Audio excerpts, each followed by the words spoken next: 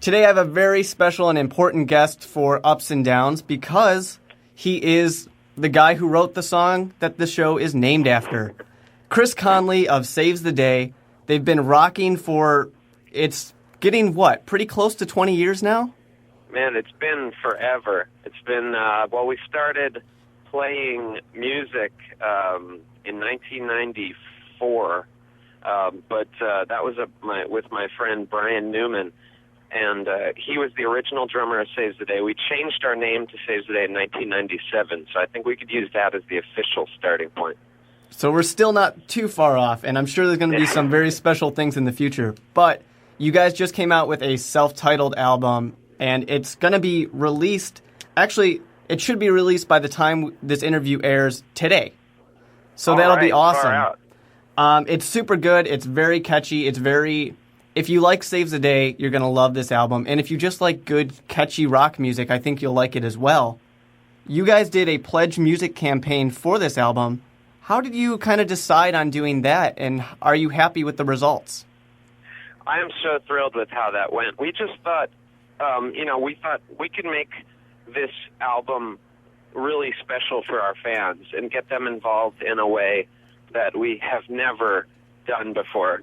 And we thought of creating all these options that we would want to see if we were going to participate in a pledge with our favorite bands.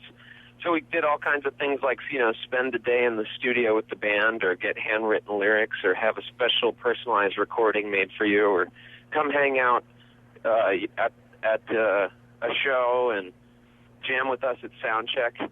And we've been having so much fun, and doing some of the backyard shows and basement shows was so much like the experience of being a band in the early days that this has been special for us, not just for our fans.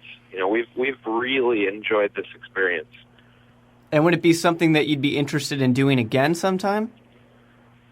Yeah, I think so. I mean, I think the thing that I got out of this is that our fans are just incredibly important and special to us. And, of course, we've always felt that way, but when you get your fans to directly participate in the creation of an album, it's more intimate. And so I feel like we're family now. And I don't think that will ever go away, even if we don't do another pledge. I think this experience solidified that dynamic. I mean, without our fans, we wouldn't do this. And that's an incredible symbiosis, and we honored that. And so I think the spirit of pledge will be with us forever now. And you mentioned the kind of having a family with your fans, so much so that you were letting your fans on social media kind of pick some of the songs off of all your albums that they wanted to hear you guys perform live. What made you come up with that idea? Well, we have so many songs. It can be very difficult to construct a set list because with 100-plus songs, every single night you're going to leave off 80 songs or more. So we decided that we would play 30 songs a night because we're on this headlining tour. We knew we had 90 minutes. Our songs are about 3 minutes a piece. So we thought, hey, let's fit 30 songs into every single performance. And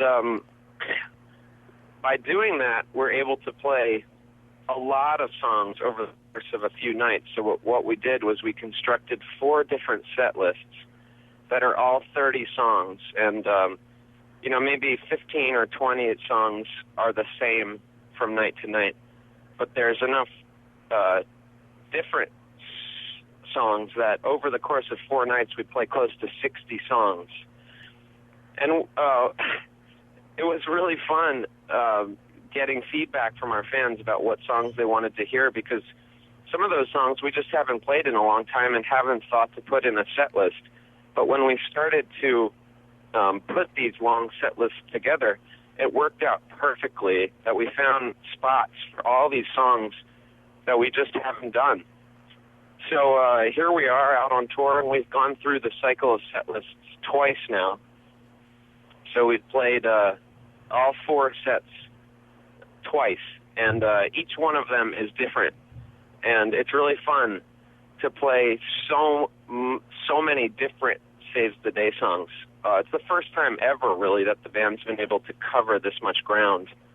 And it's really, in part, thanks to our drummer, Dennis, just spending the entire summer learning so many songs. I mean, he really worked so hard to learn so many songs so that we could do this. And that's incredible, especially because they pretty much everyone in Saves the Day right now are fairly new members. They've only been, I think the longest is, 3 years? Arun has been in the band for almost 5 years, and Rodrigo has been in the band for almost 4. So I've had those guys longer than I've had most other members of Saves the Day, and they both played on 2 albums now, which is the most anybody's ever played on consecutive records in Saves the Day. The longest I could ever keep someone around, or I ever wanted to keep someone around, was about 2 albums. So, so it's these guys are my guys though for good, because I really love them and I really admire them as musicians, and they're like my brothers.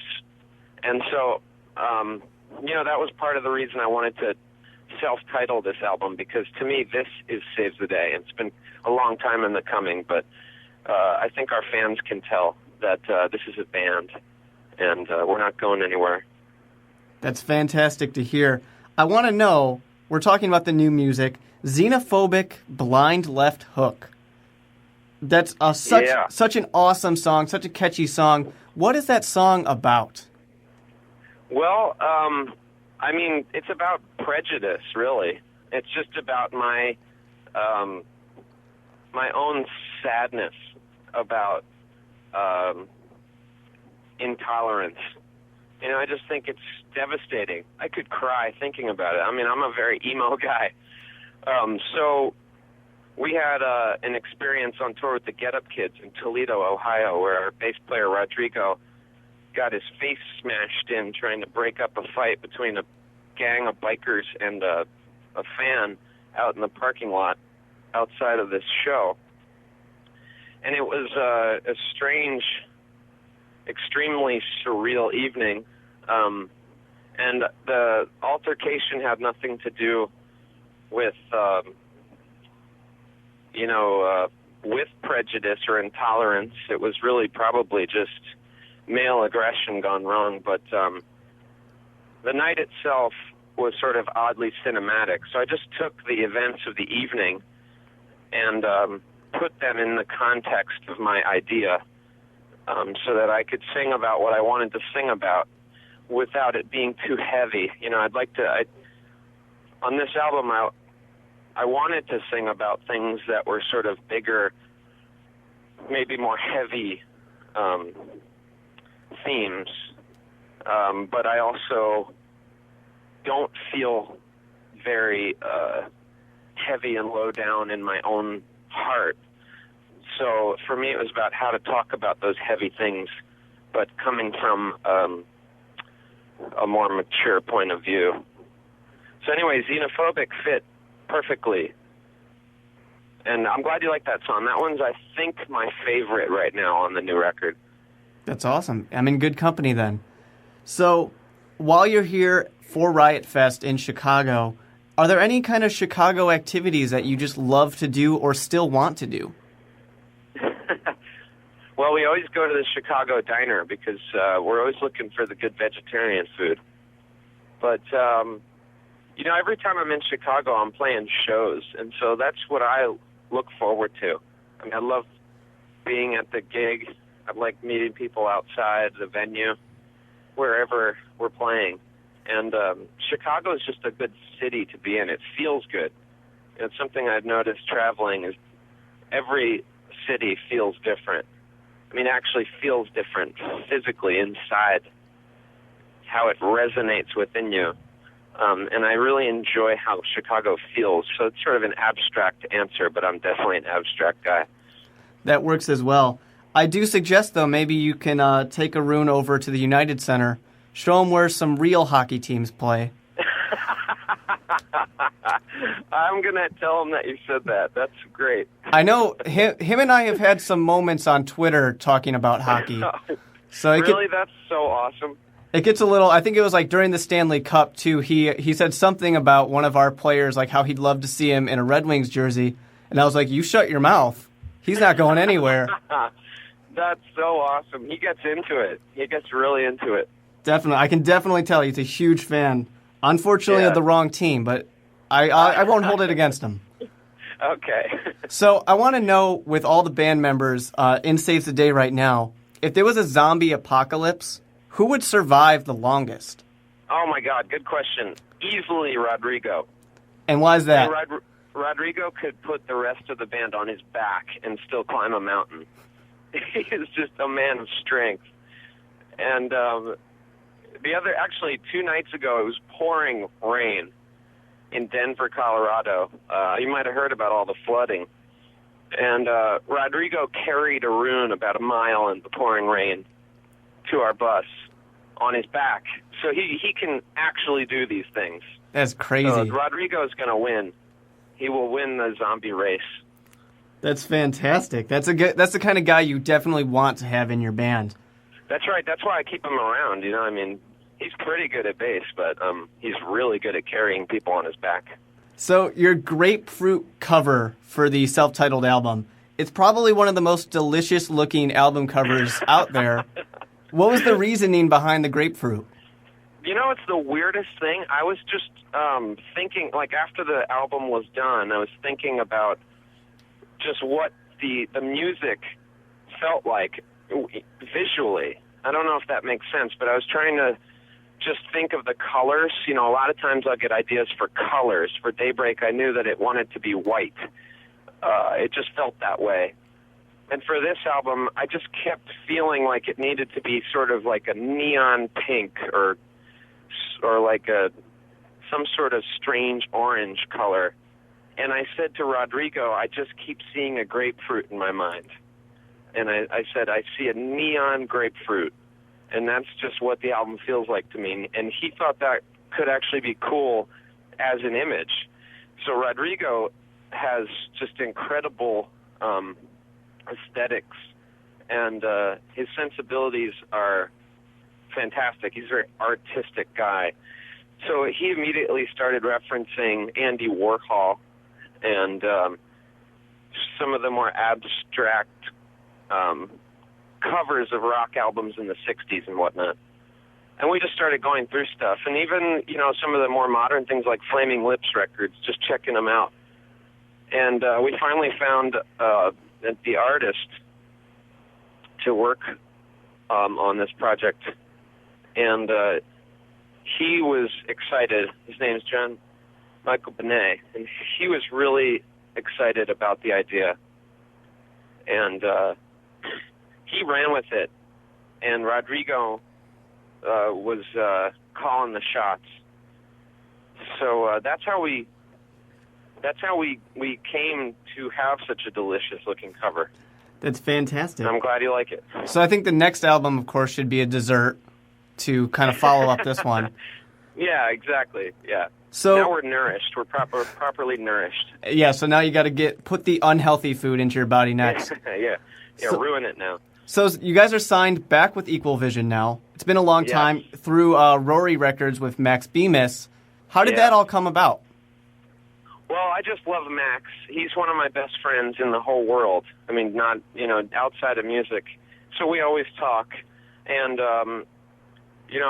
I was just really excited for him when he got to do Rory, and he loves working with Equal Vision. So we just had conversations about that quite frequently, just what it was like for him having this label and, his experience working with Equal Vision. And it was inspiring to me because I love Equal Vision, and it's always felt like home.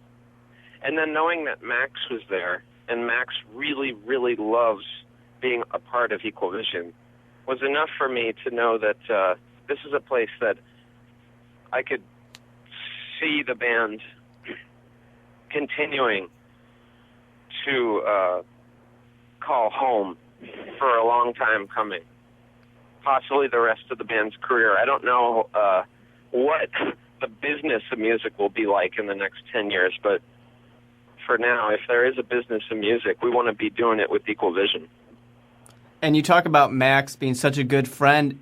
Is there a possibility of yet another Two Tongues album? Yeah, we're absolutely going to get to work on the Two Tongues album next year, probably, 2014. Looking like we're going to have some time to get together, because really it's just a matter of logistics. We're both so busy doing our own bands, and we have families, so we have to find time when, I can make some vacation time for my family, and we can go visit his family, and we do it all together. And it looks like next year is when that's going to come to life. And are you going to...